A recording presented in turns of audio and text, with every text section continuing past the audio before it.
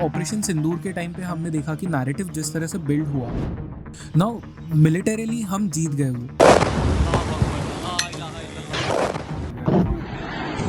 But narrative वाला जो warfare होता है वहाँ पे हम शायद चूक गए. This is my personal opinion as well, क्योंकि मैंने कंटेंट क्रिएटर के जरिए देखा वो. तो ये जो ऑपरेशन सिंदूर का था उसमें आईएनबी का रोल खास नहीं था.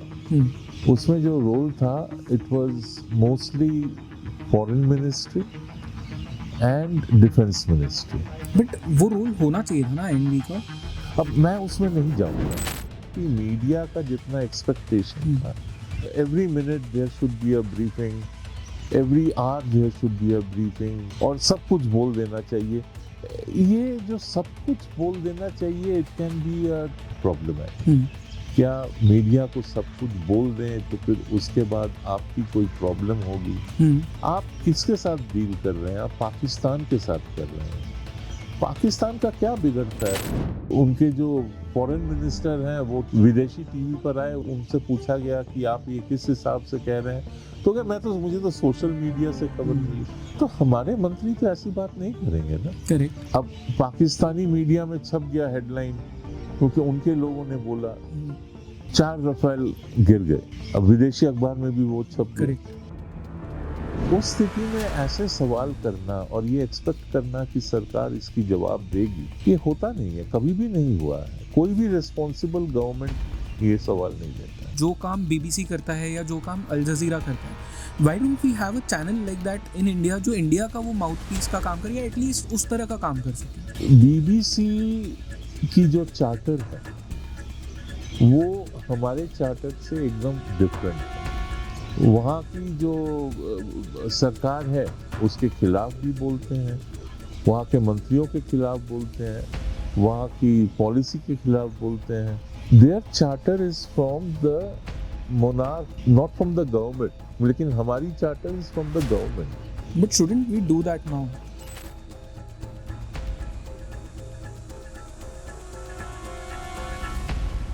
नमस्ते रहन, मेरा नाम है जयेश गंगन और ये है द आवारा मुसाफिर शो, एक ऐसा पॉडकास्ट जहां हम बात करते हैं भारत के पास्ट, प्रेजेंट और फ्यूचर की. आज के इस पॉडकास्ट पे मेरे गेस्ट है कंचन गुप्ता जी.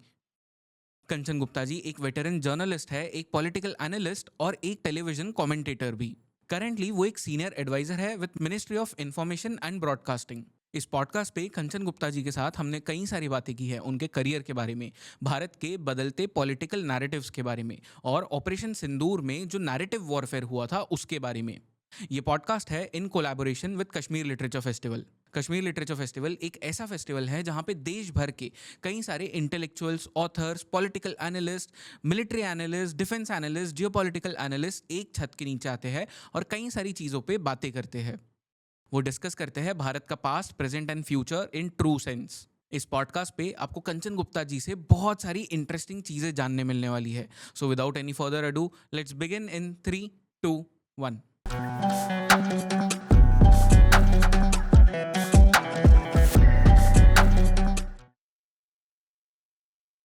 कंचन सर, आपका बहुत बहुत स्वागत है इस पॉडकास्ट पे.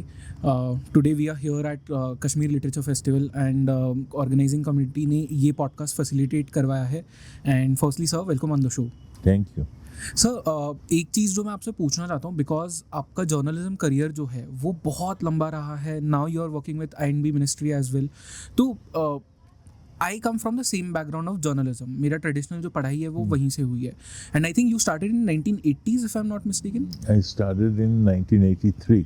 1983, राइट. सो उस वक्त जो इंडिया था और आज का जो इंडिया है, ज़मीन आसमान का फ़र्क है दोनों इंडियाज़ में. वो व्हाट इज़, मतलब ऐसी कौन सी चीज़ें हैं जो आपने बदलते हुए देखी over the years and post 2014 of course, क्योंकि टेक्निकली पूरी पॉलिटिक्स बदल गई उसके बाद में. See, India has changed a lot. I will give you one example.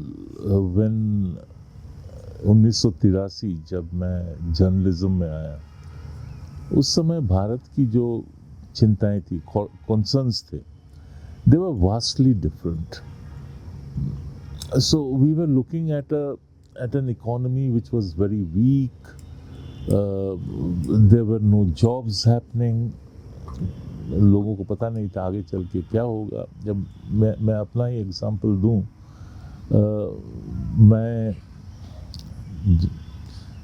मैंने अपनी स्कूल की पढ़ाई जमशेदपुर से की।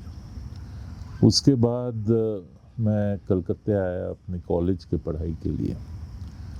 तो सेंट जेवियर्स कॉलेज जहाँ पर मैं पढ़ता था, मेरे साथ जितने भी लड़के थे लड़कियाँ थीं, ज़्यादातर उनमें से पढ़ाई के बाद, ग्रेजुएशन के बाद विदेश चले गए। और ये जो हम लोग देखते हैं कि विदेश जाने की जो एक सोच है, ये सोच की उत्पत्ति उस समय हुई थी। और उसके पहले शायद इक्का दुक्का कोई जाता था पढ़ने के लिए, पढ़ाने के लिए। लेकिन ये जो एक मास माइग्रेशन उस समय शुरू हुआ था 1983 से लेके 1990 की दशक जो है, देश की हालत बहुत ही गंभीर थी, बहुत चिंताजनक था। और सबके जो जितने भी नौजवान थे, जैसे मेरे जैसे लड़के थे या लड़कियां थी, उनके दिमाग में बस एक ही घूमता था कि कल क्या करना है। So there was an uncertainty. और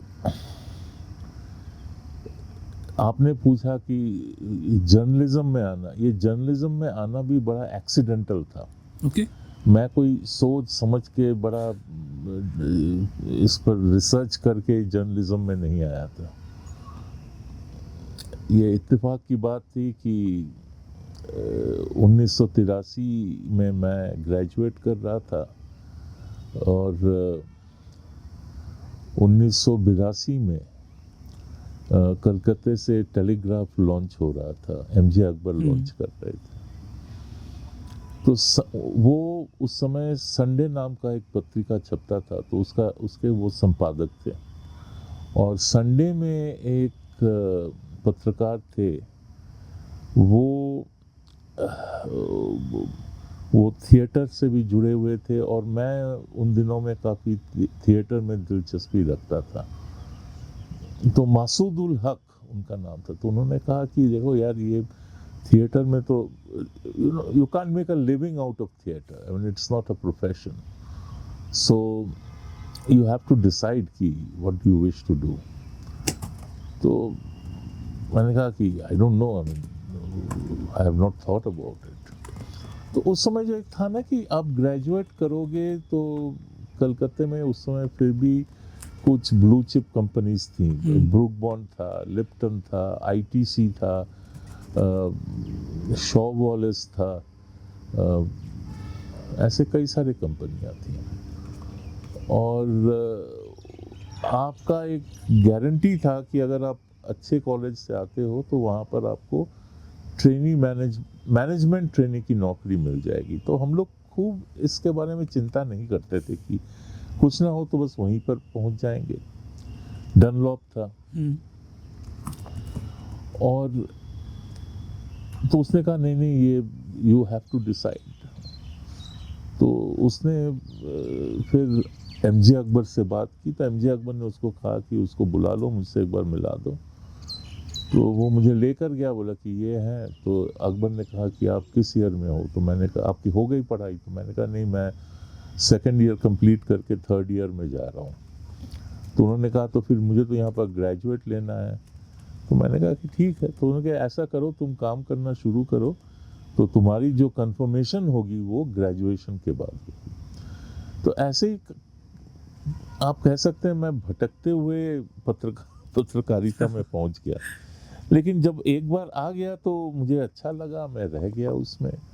मेरे साथ और भी लोग आए थे, वो इधर उधर फिर भटक गए, कुछ बैंकिंग में चले गए, कुछ यूपीएससी एग्जाम्स देकर सरकारी नौकरी में चले गए। तो ऐसा ही चलता रहा। राइट सर, आपके फेवरेट जर्नलिस्ट कौन रहे हैं इंडिया में? फेवरेट जर्नलिस्ट या जिनका काम आपको पसंद था?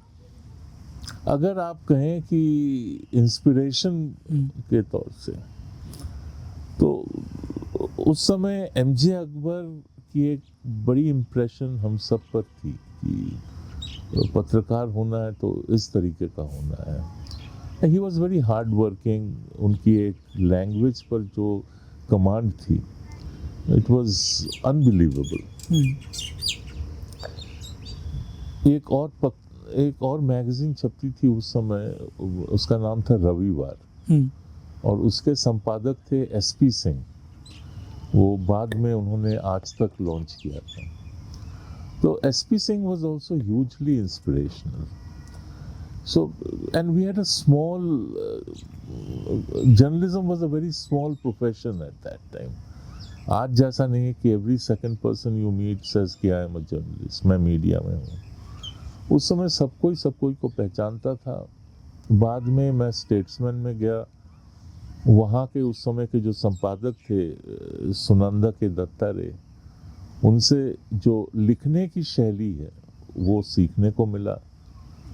वहाँ से फिर मैं अब स्टेट्समैन में जब हम गए तो हम असिस्टेंट एडिटर बन के गए। तो एक असिस्टेंट एडिटर की तनख्वाह उन दिनों में, जब मैंने पत्रकारिता में प्रवेश किया था तो तब सैलरी 850 रुपये थी। 850 रुपये? 850। और 850 रुपये में से हाथ में मिलता था 700 रुपये, 750 रुपये। उसका कारण ये था कि एक 50 रुपये कुछ कटते थे कैंटीन फीस, कैंटीन में भोजन मिलता था, तो हम लोग सब वहीं पर खाते थे, सस्ते का था, सस्ता होता था।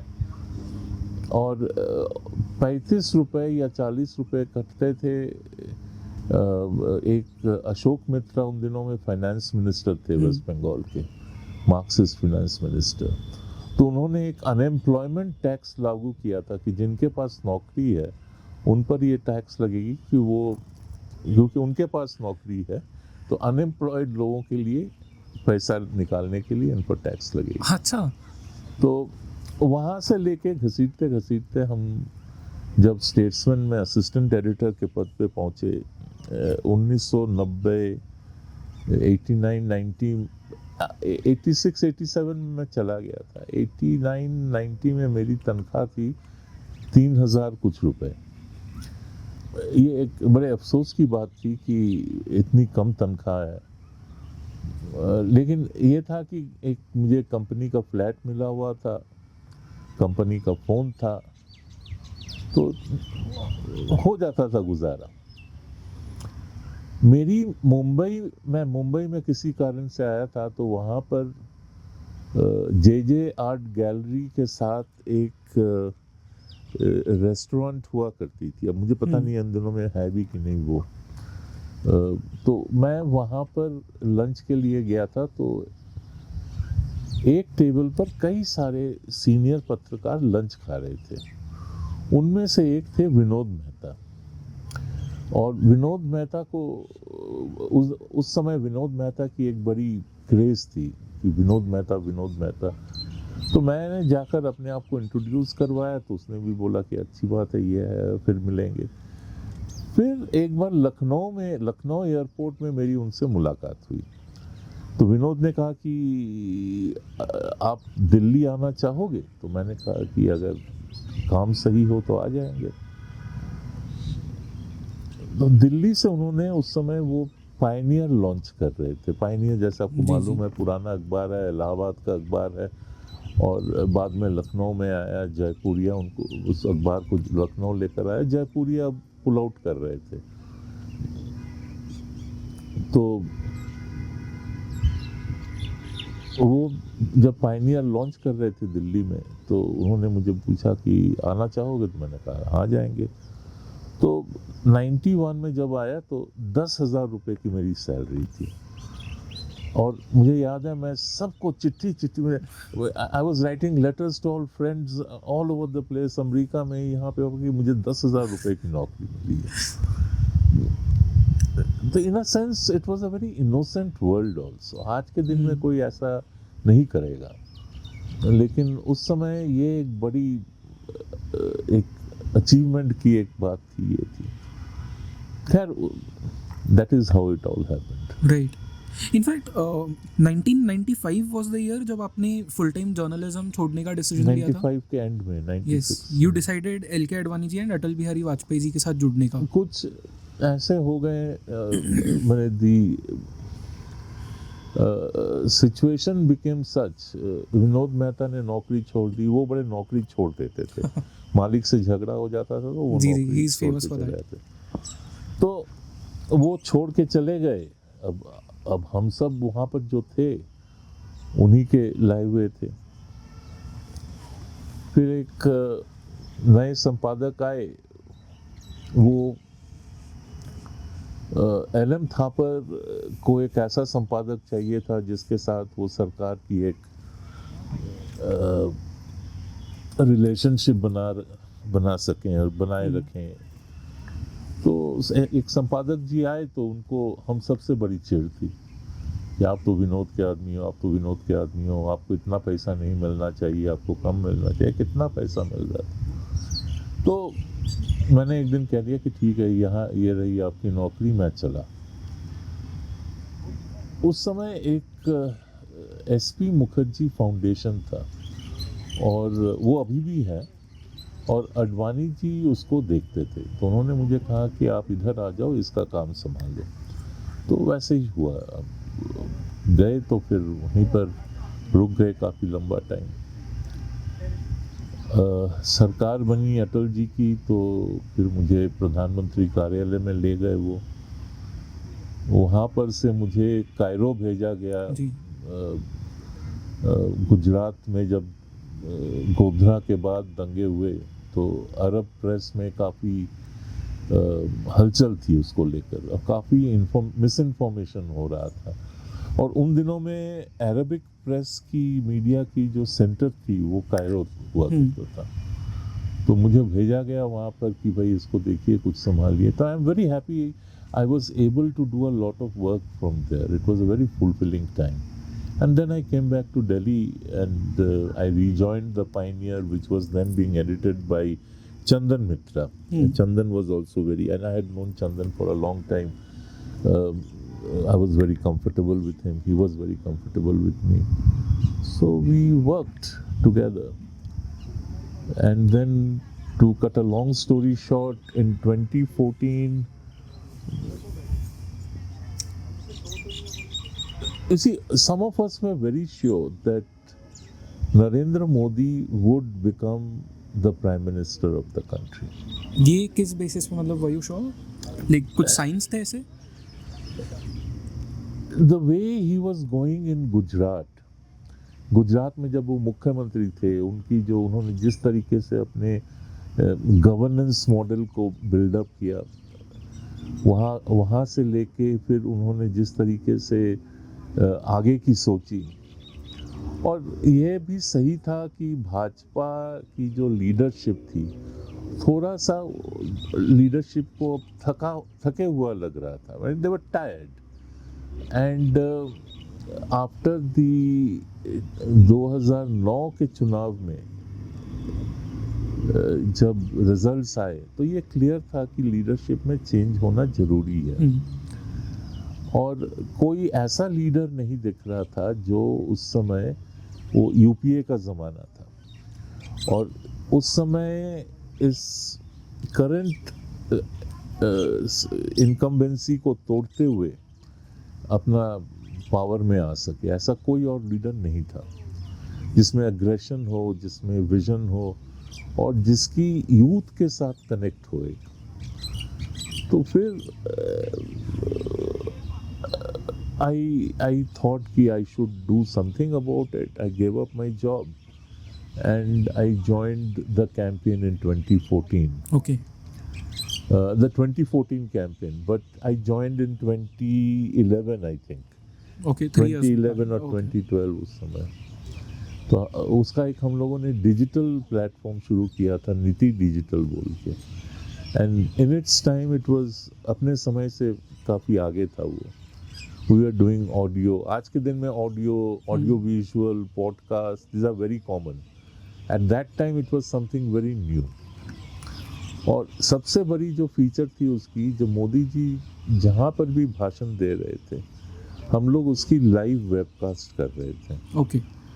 अखबार जितने थे उनको सडनली जैसे जैसे कैंपेन आगे बढ़ते गया, उनको लगा कि ये इतनी व्यूअरशिप, इतनी डिमांड जिस चीज़ पर है, हम लोग को भी कुछ करना चाहिए। तब तक वो नहीं कर रहे थे और suddenly we became in demand कि यहाँ से पूरा आर्काइव भी मिल जाएगा, आगे का भी कंटेंट मिल जाएगा। So it was a very successful digital campaign. और 2014 it was meant to be only for the campaign. 2014 में जब उनकी सरकार बन गई तो that platform was also dismantled and I was then approached by ABP news कि उनके साथ मैं काम करूं।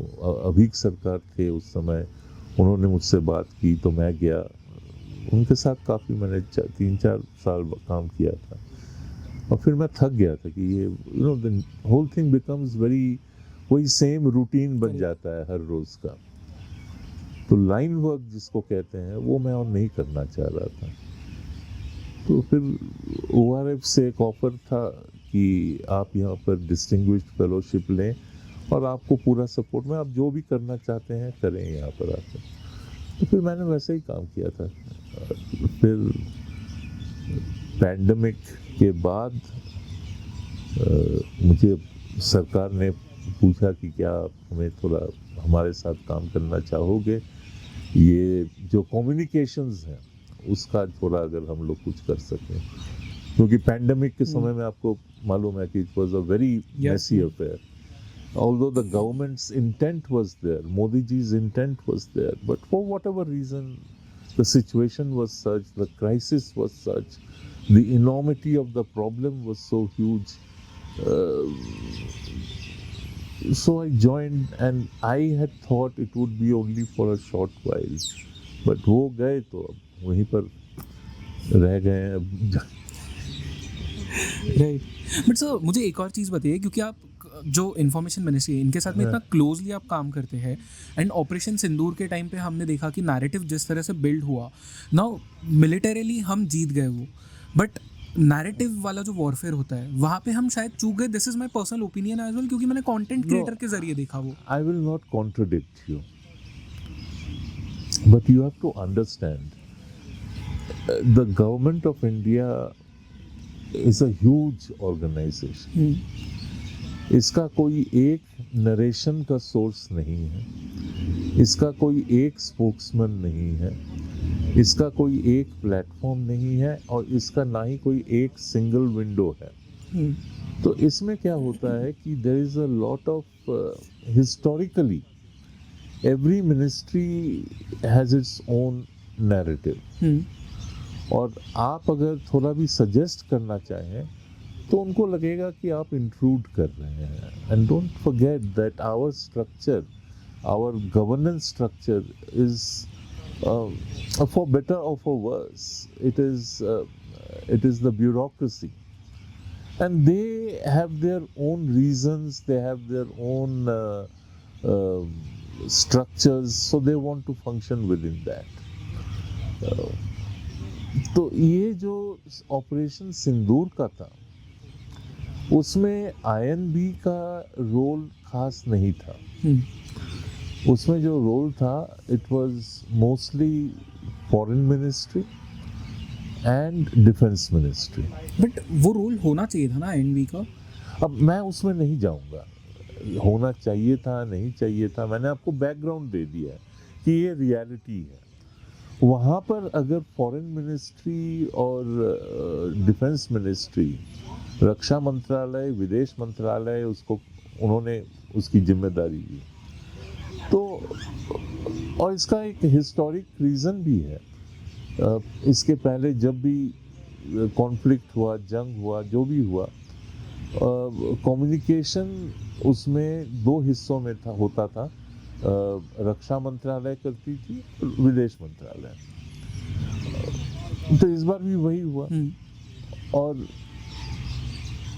यह भी सही है कि जितना एक्सपेक्टेशन था, 2-3 चीज़ों पर प्रॉब्लम हो गई थी। एक था कि मीडिया का जितना एक्सपेक्टेशन था कि घड़ी every minute there should be a briefing, every hour there should be a briefing, every day, I mean, there should be 10 times a day briefing, और सब कुछ बोल देना चाहिए. ये जो सब कुछ बोल देना चाहिए, it can be problematic. क्या मीडिया को सब कुछ बोल दें तो फिर उसके बाद आपकी कोई प्रॉब्लम होगी? नहीं होगी. सब कुछ किस समय बोलें? आप किसके साथ डील कर रहे हैं? आप पाकिस्तान के साथ कर रहे हैं. पाकिस्तान का क्या बिगड़ता है? वो तो उनके जो फॉरेन मिनिस्टर हैं वो टीवी पर आकर कहने, विदेशी टीवी पर आए, उन्होंने कहा, उनसे पूछा गया कि आप ये किस हिसाब से कह रहे हैं, तो क्या मुझे तो सोशल मीडिया से खबर मिली. तो हमारे मंत्री तो ऐसी बात नहीं करेंगे ना. करेक्ट. वहाँ के प्रधानमंत्री जिस किस्म से बात कर रहे थे, वहाँ के जो आर्मी चीफ हैं वो जिस किस्म से बात कर रहे थे, हमारे यहाँ पर वो कल्चर ही नहीं है कि प्रधानमंत्री उस किस्म की बात करें, या हमारे जो आर्मी चीफ हैं उस किस्म की बात करें, या जो रक्षा मंत्रालय है, रक्षा मंत्री हैं, वो उस किस्म की बात करें. ये कल्चर नहीं है. अब मीडिया की एक्सपेक्टेशन थी कि पाकिस्तान कर रहा है तो आपको भी करना चाहिए. Basically you are making the same point. No, मैं जो पॉइंट बना करने की कोशिश कर रहा हूँ, ये कर रहा हूँ कि आईएनबी मिनिस्ट्री का रोल यहाँ पे ज़्यादा क्यों नहीं था? आईएनबी मिनिस्ट्री का रोल था, ऐसा नहीं कहूँगा कि नहीं था. तो हमारा जो काम था वो था, आई एम नॉट सेइंग कि जो ये पूरे 10-12 दिन में आप इन्फॉर्मेशन आके दे दो. आई अंडरस्टैंड कि वो तो फिर आप इतनी चीज़ें बताओगे तो you are essentially telling your secrets to the enemy, तो वो तो आप नहीं कर सकते. नहीं, वो नहीं हो सकता. And but coming back to the point which you were saying कि आईएनबी का क्या काम था. We had set up a 24/7 control room. We were, because the biggest problem was with the Pakistani media, the pro-Pakistani foreign media, and social media. अब Pakistani media में छप गया headline, क्योंकि उनके लोगों ने बोला कि 4 रफेल गिर गए. अब विदेशी अखबार में भी वो छप गए. और अगर उस समय हम लोगों को कहा जाए कि आप इसको कंफर्म कीजिए, ये कुछ ना ऐसा होता है कि क्या आपने चोरी करना बंद कर दिया? आप अगर किसी से ये सवाल करें तो वो हाँ कहेगा? बिल्कुल नहीं. तो नहीं. वो अगर कहेगा ना तो वो फिर भी वो फंसता है. तो उस स्थिति में ऐसे सवाल करना और ये एक्सपेक्ट करना कि सरकार इसकी जवाब देगी, ये होता नहीं है, कभी भी नहीं हुआ है. कोई भी रिस्पॉन्सिबल गवर्नमेंट ये सवाल नहीं देता है. दूसरी जो बात है, जंग जैसी भी हो, जितनी भी लिमिटेड हो, जितनी भी बड़ी हो, जितनी भी लिमिटेड हो, लॉसेस होंगे ही होंगे. आफ्टर ऑल आपके पास जो आर्सेनल है, बंदूक है, गोली है, बारूद है, जवान है, वो किस लिए है? आपके जंग लड़ने के लिए. लेकिन जब जंग चल रहा है तो उस समय ये डिटेल्स नहीं दी जाती. Of course, yes. तो हम लोग ने जो किया था कि वो फेक न्यूज़, उस पर हमने बहुत काम किया था. उसका पूरा हिसाब भी हम लोगों ने कई 4-5 प्रेस नोट के द्वारा हम लोगों ने उसको जारी किया था कि कितने 100 फेक न्यूज़ को हम लोगों ने ब्लॉक किया है, कितने फेक न्यूज़ को हम लोगों ने स्टैम्प किया है फेक न्यूज़ बोल के, कितने हैंडल्स को ब्लॉक किया गया था, कितने वेबसाइट को ब्लॉक किया गया है, कितने यूट्यूब चैनल को ब्लॉक किया गया है. So that was also important at that point of time. But sir, एक और चीज़ जो मैं जानना चाहता हूँ, लाइक फॉर एग्जांपल जो काम बीबीसी करता है या जो काम अल जजीरा करता है, why don't we have a channel like that in India जो इंडिया का वो माउथ पीस का काम करे, या एटलीस्ट उस तरह का काम कर सके? BBC is public broadcaster. BBC is United Kingdom's public broadcaster. हमारे यहाँ पर भी Prasar Bharati is our public broadcaster, Doordarshan, All India Radio. लेकिन बीबीसी की जो चार्टर है वो हमारे चार्टर से एकदम डिफरेंट है। वहाँ की जो सरकार है उसके खिलाफ भी बोलते हैं, वहाँ के मंत्रियों के खिलाफ बोलते हैं, वहाँ की पॉलिसी के खिलाफ बोलते हैं, औरों के भी करते हैं। तो उनकी इसमें कोई रुकावट नहीं होती है। Their charter is from the monarch, from the king, not from the government. लेकिन हमारी charter is from the government, right, and we don't do that. हम लोगों ने कभी ऐसा नहीं किया। But shouldn't we do that now? Both yes and no. Public broadcasters की जो रोल है अब इंक्रीजिंगली वरीसम हो गया है। केवल बीबीसी नहीं है, there is another public broadcaster, the German public broadcaster DW। अब वो लोग they will go to Banaras, Manikarnika Ghat में, जहाँ 24/7 क्रिमेशन होते रहता है। आप जितनी भी कोशिश कर लें, cremation Ghat is not like a park like this, ठीक है ना? वहाँ पर फूल रहेंगे, कपड़े रहेंगे, अस्थि रहेगा, और भी जो ला रहे हैं उनके मुर्दे रहेंगे वहाँ पर। तो उसको वो लोग फोटोग्राफ करेंगे और जाकर उसकी एक ऐसी डॉक्यूमेंट्री बनाएंगे कि पूरी इंडिया इस किस्म की है। अब इससे यहाँ पर तो कुछ होता नहीं है, लेकिन बाहर अपना इमेज जरूर बिगड़ता है, हम लोग इस बात को माने या ना माने। इसकी कुछ और सॉल्यूशंस भी हैं। इसका सॉल्यूशन ये नहीं है कि दूरदर्शन जाकर जर्मनी में जाए और वहाँ पर वहाँ की जो रिफ्यूजीज की जो घेटो है वहाँ की फोटो ले, सब नंगे घूम रहे हैं, रास्ते में शौच कर रहे हैं। नहीं, उसका ये है कि we should bring in some amount of control. मैं सेंसरशिप की बात नहीं कर रहा हूँ, वहाँ पर कंट्रोल होना चाहिए कि if you are foreign media, आप ये कर सकते हैं, ये नहीं कर सकते। आप इन सब जगह की शूटिंग कर सकते हैं, यहाँ पे नहीं कर सकते। और ये आपको मैं याद दिला दूं, जब पैंडेमिक चल रहा था कि हिंदू क्रिमेशंस को लेके उन्होंने एक ऐसा हवा बना दिया था, हाँ, कि एज इफ ये पहली बार हो रहा है। हाँ, तो वो आपको वहाँ पे नहीं अलाउ करेंगे जाकर कि आप कोई बेरियल, कोई फोटो लेके उसकी ये करें। तो ये हम लोग ये सब करना चाहिए। अब करना तो चाहिए, लेकिन बात ये हो जाती है कि फिर जैसे ही आप इस बारे में सोचोगे, वहाँ से शुरू हो जाता है कि democracy, freedom of press, freedom of speech, ये वो, everything is linked to India's economic might. आपकी इकोनॉमी जैसे जैसे बढ़ेगी, वैसे वैसे आपका पावर बढ़ेगा इन सब चीज़ों के लिए। आज चीन ये क्यों कर पा रहा है? चीन को कोई डेयर नहीं करेगा। हमारे पास क्या है? आगे बढ़ रहे हैं, लेकिन अभी भी हम बढ़ रहे हैं।